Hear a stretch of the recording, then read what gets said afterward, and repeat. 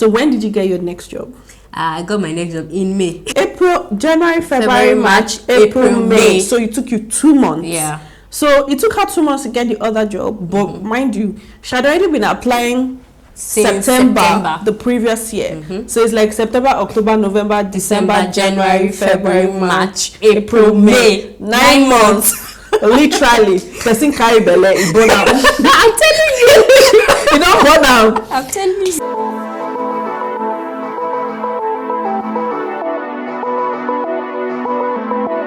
Hi guys, welcome back to my YouTube channel. My name is Theodosia. If you are new here, welcome. If you are not new here, make sure you subscribe. So I've already done one video talking about transitioning from student visa to working in Mauritius. I have my friend here, Precious, my twinnie. I literally cajoled her, guys. I cajoled her to do this video. We've not done any video together. You guys should say thank you, Precious, in the comment section, because yeah, I know what I'm saying. I've already done one video, like I said. If you haven't watched that video, make sure you watch that video. It's going to be completely different from this video. I want people to share their experiences on how they were able to transition from a student to an expat, basically, in Mauritius, because I know how difficult it is for people to get jobs in Mauritius, and I know that a lot of people still do not believe that they are expats in this country, that they are African expats in this country. And I'm actually here to change that notion, because I have seen a lot of comments, with people doing a lot of, illegal things to be able to stay in this country. And I feel like if a lot of people would, sit down to talk about these things, it would shed more light, and people would be knowledgeable about what the process is, as to doing so many other things to be able to stay in Mauritius. I know that Precious came into this country 2021, yeah. Yeah. She was a student of Middlesex University. Alumni. Actually, let's say everybody went to Middlesex. So when she actually enrolled was peak of COVID. So she couldn't come into Mauritius then. And when lockdown was lifted was when she was able to come in. I know you deferred at some point. Did you defer? I didn't defer. You didn't defer? I didn't defer. I was doing online. But it's even the coming into Mauritius is a long story. You were a student in 2021. How time flies. Oh. I'm telling you, I'm 1824. I remember when I just came in. I remember too. September. Did you get a job that year? No, I didn't. I started working in 2022. At that time, you were still a student. Yeah, I was. Yeah, you were still. So you were still a student 2022 when you got the job. So you got a job as a student with a student visa. Yes. She came into Mauritius for a master's, right? So she had, when you came in, it was like remaining one. Yeah, it was remaining 1 year. Yeah, it was remaining, because I know you did, we all did part-time, to be honest. And when you started that job, you had like less than... Like 7 months. I started in May. My visa was going to expire in December. If you've watched my previous video, I highlighted that when they give you a student visa, they don't give you when collect your certificate, really. They either give you September or December. Yeah. And then normally you would graduate before that September, then you have a little time. Usually me, I would advise that when you're in like maybe your final year, or you know that okay, you have 1 year left, you actively have to start looking for a job. Do not wait for 3 months, don't wait for 6 months, because it's going to be it's going to be very, very difficult. Don't wait. It's going to be very strenuous, like mental, physical, money-wise, it's going to be very strenuous. So you had like 7 months left. And you're working, you got a job. Do you want to tell us how much they were paying? Well, it was an internship, so they were paying me an internship salary, which is like I think 5,000 to 6,000 rupees. Like 6,500. Yeah, 6,000. Okay, including transport, I was getting like 7,000 rupees. Okay. Yeah. Now, mind you, this was in 2022. And that was like minimum, like a little bit below minimum wage. Yeah, it was below minimum wage. But recently, they did increase minimum wage to 11,000, right? It's 15,000. It's now 15,000. Don't let anybody cheat you if you're going to be working as an intern I do know that for some companies, they will tell you that, oh, they will give you transport, but they won't pay you salary. So if that's the agreement, that's also fine. But if they're telling you that salary is like 6,000, tell them that minimum wage is 15,000, Yes, and the government still says so. Pay you. That's actually how much they're supposed to pay you now, as from 2024. So then you were earning like 7,000. That money, you do small. Yeah, very small. Because it wasn't even able to pay rent or anything. No, it was just feeding. Basically. I know that you had talks with the company to be able to transition you from a student to an expert. What was the process like? So I had to do my research to meet the HR. I did my research and I asked my friends that have gotten permits. Yeah. Yes, so I asked my friends Elizabeth and Dosia about like the process and all. And then I had like, you know, they have this YPOP thing online. The book, yeah. So there's a document. I'm actually going to put it in you guys. Information is actually out there. It is. Just make sure you find it and you research on it. Literally, it's there for all different types of permits. I'm going to put it in the description box, right? Okay. So I had the YPOP. So I gave it to my manager then to look at it and all. So she said she was going to talk to the HR, but then the talks with the HR we were having like back and forth, going back and forth, saying that that basically they don't really employ expatriates in the company. Basically, that was like the summary, that they don't employ expatriates, or they don't do permits for expatriates. So and then because I really thought I was really going to get the job, so I'd not really been putting out my applications like that. So it just really caught me unawares. I think it was December that I realized, it was like September that I really realized that that this permit was probably not going to come with this company. Then I started applying. So if you've gotten to this point of this video and you haven't subscribed, please make sure you subscribe. Make sure you hit the bell beside the subscribe button, and then you'll be notified anytime I pull up a video exactly like this one. I am currently working on a consultation with one-on-ones with you guys. I did realize that a lot of people have been reaching out to me, and I haven't been able to answer your questions because it's sort of a lot. So I want to be able to structure it right now. I want to answer you guys' questions. Sometimes I may not be able to, make an entire video about it because it might be only you that is asking that question. Anything regarding your journey about Mauritius, studying in Mauritius, working in Mauritius, coming to Mauritius, how you feel about Mauritius, what you think about Mauritius, anything or any question you have pertaining and regarding to Mauritius, and you feel like I will be the best person to answer your question, please click the link in the description box. I'm going to put the link in the description box and as well put the link on the screen. Once you get to the link, you'll be able to see different one-on-one that we could have, just to be able to talk, chit chat, and I'll be able to answer your questions that are peculiar to you, because I know a lot of people have peculiar questions, in as much as I try to do a lot of videos about Mauritius, relocating to Mauritius, coming to Mauritius, studying in Mauritius, working in Mauritius. There are peculiar questions that you would want me to answer, and I may not necessarily do a video, and you probably might not even be able to wait for me to do a whole video of that. So if it's something you're interested in, please make sure you click the link in the description box, and as well look at the link on the screen, and I hope to talk to you soon. Let's get back into the video. In December, because I could extend my visa, so I extended my student visa to March. What was the reason why you extended your student visa to March? A student visa is under a school. Yeah, I mean, it's okay. I had not finished. You hadn't finished then. My program. You hadn't finished because you were supposed to submit your dissertation, right? In January. So in January, and there's no reason why you would not be able to extend if you've not completed your program. So you were able to extend your student visa till March. So your school was able to extend it, not your company, because company will not be able to. They can't extend the student visa. So Middlesex University extended the student visa till March because I had not finished my dissertation. So my dissertation was going to end in January. So that was extended till March, and then you now had till March. Yeah, my company also extended it. So I now moved from being an intern. Your company extended your contract. My contract, yes, not the permit, please. My company extended the contract till March because I still had like time on my student visa. And I became a trainee for 3 months, so they increased my salary. And then after March, the journey began.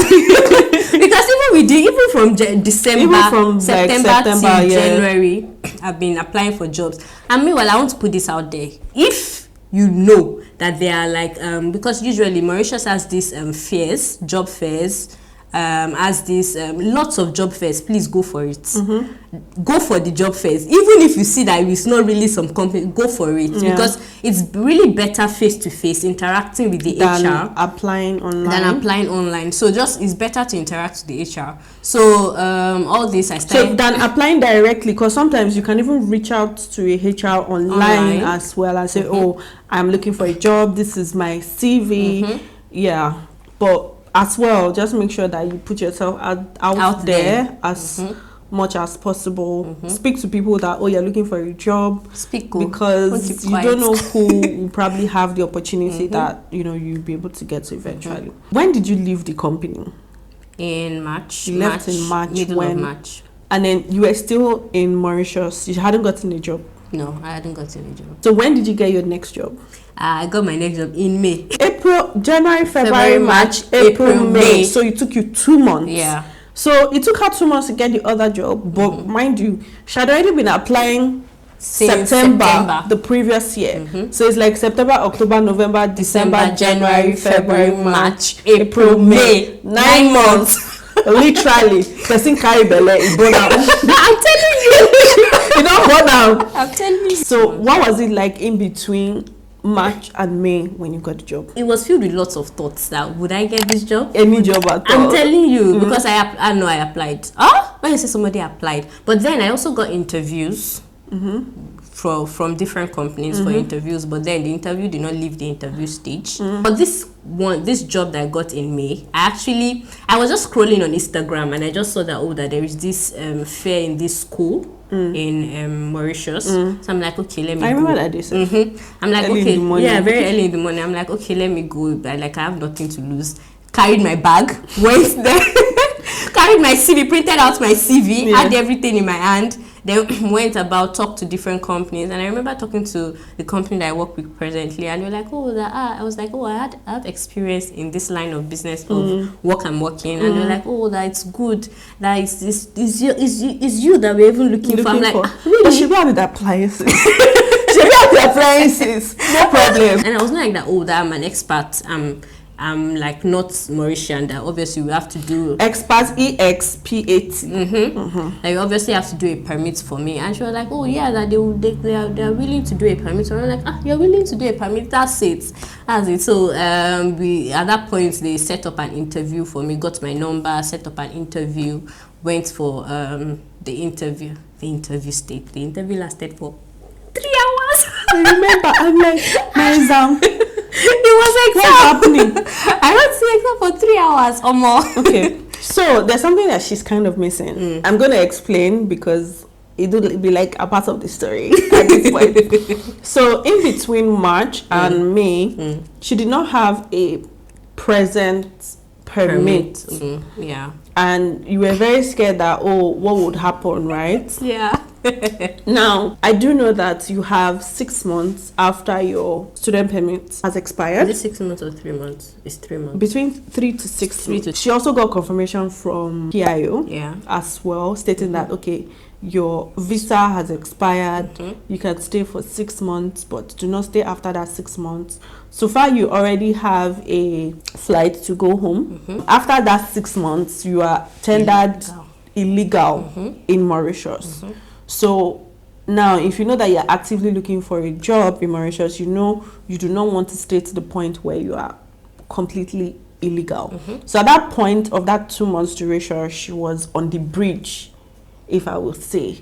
right? Like you were on the bridge, but you were not illegal because you had already gotten confirmation. Remember, guys, from the last video that CJ and I did, he also stated that he got confirmation and he had it written in case, you know, there's anything. So I would always advise that you make sure you get your confirmation, even though you know, because sometimes the laws change and you may not be aware that these laws have changed. So if you're in that present situation, make sure you go. I know that I did confirm, like I went to the immigration office when my student visa expired and they told me this, and she too also went to confirm. So make sure you go and confirm, and when they give you the confirmation, you can use that as, you know, backing. Do you remember I tried to use ACCA to even stay? Oh, I did a lot of things. Yes. So she tried to do ACCA. At that point was the beginning of the student ban in Mauritius, and smaller schools, like schools that offer ACCA programs or short-term programs, were not admitting Nigerian students, African students, even the ones in Mauritius. I don't know if it's different now. Because of that, she couldn't even still be a student because the ACCA program was going to still give her a student visa. Yeah, they could. It wasn't approved. Yeah, they were not going to approve it because of the silent ban that they had. If you have not watched that video, please make sure you watch it. I have like a silent I'm going to put it in the description box. I have like a video talking about the silent ban in Mauritius. It really raised eyebrows then. Why do you want to do ACCA now? Why is it here you want to do ACCA? So, you know, there were so many questions and she wasn't able to do ACCA at the time, which was why she had that 2 months. So now you're able to get the job, and then immediately you got the job, you're already telling them, I need a permit to be able to stay. Now, mind you, these companies are not small companies, so they do know. So you know that it's a step closer to, you know, getting your job, especially when, you know, they confirm that they can do a permit for you. Now, this is even where the whole thing started from.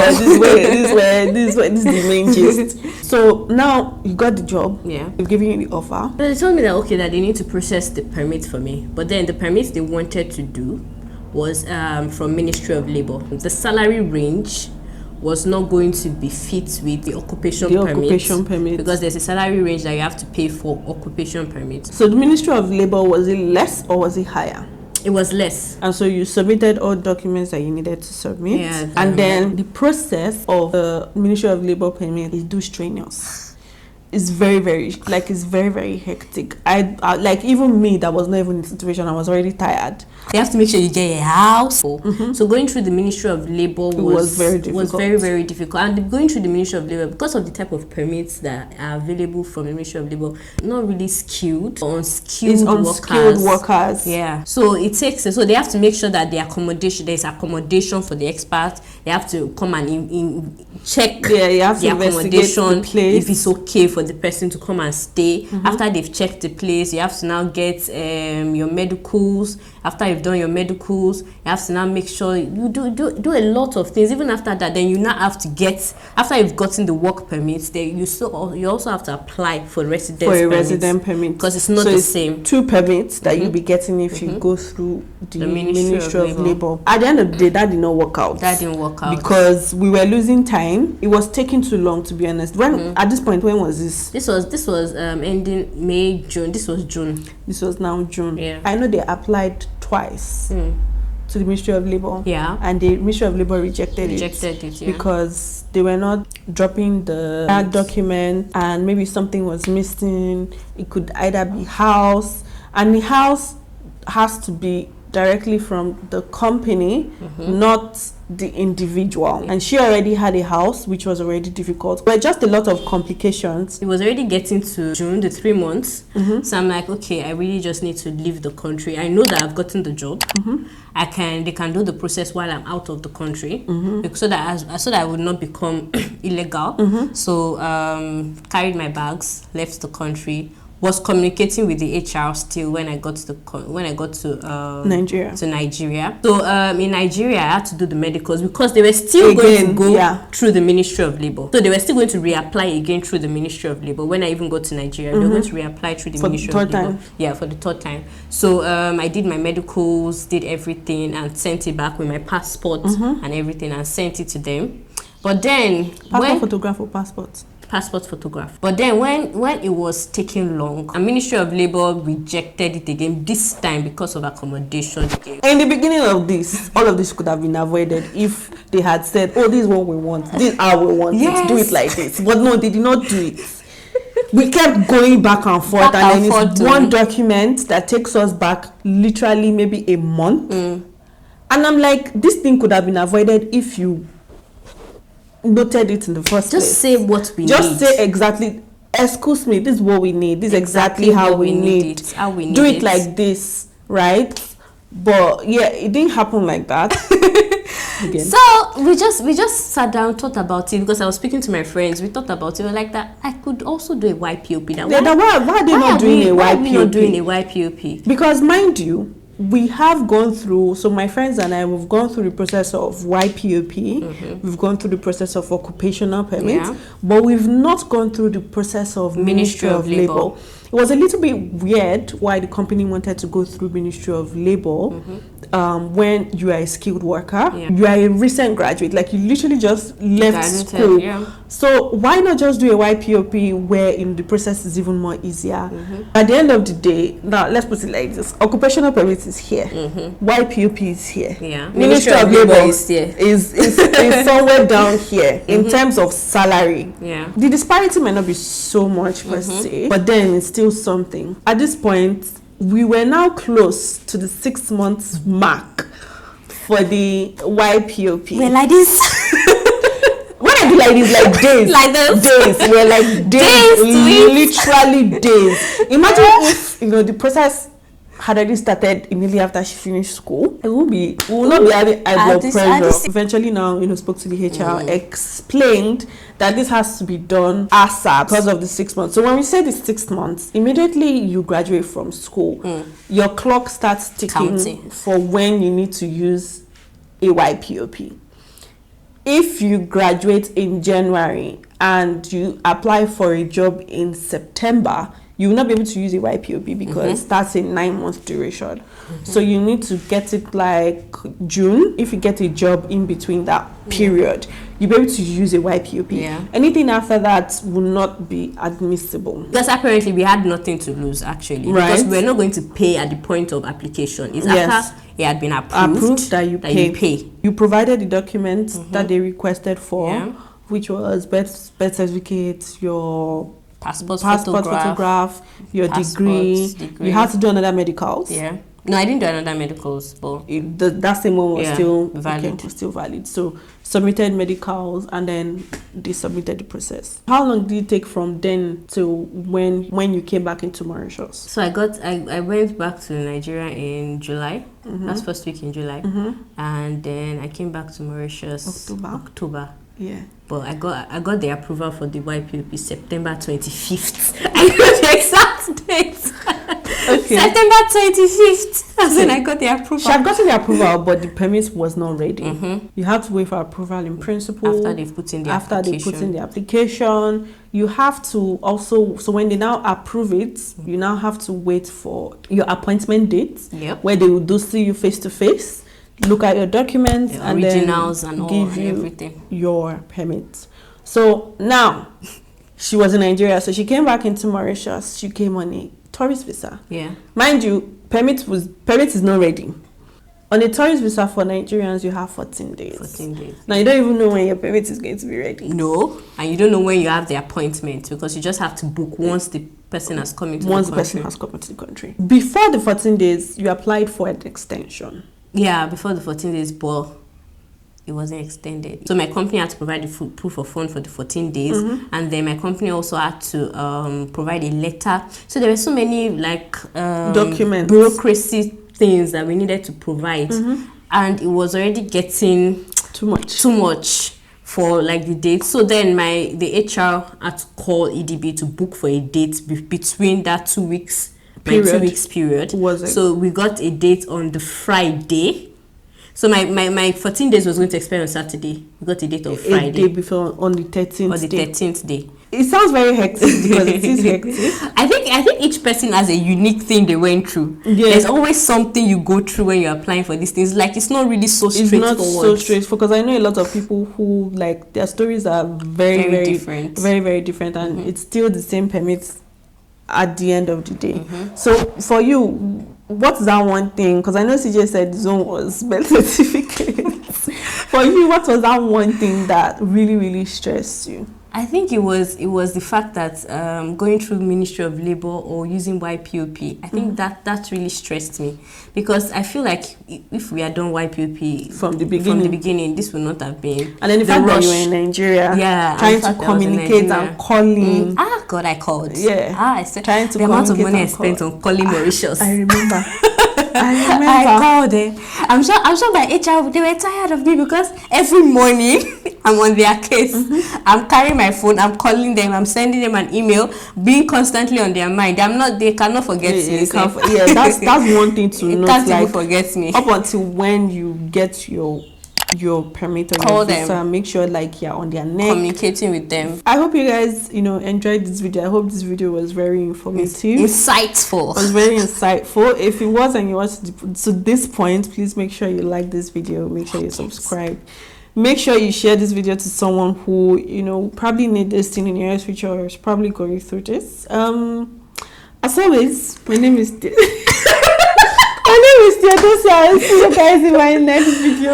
Bye guys. Ciao. Wahala.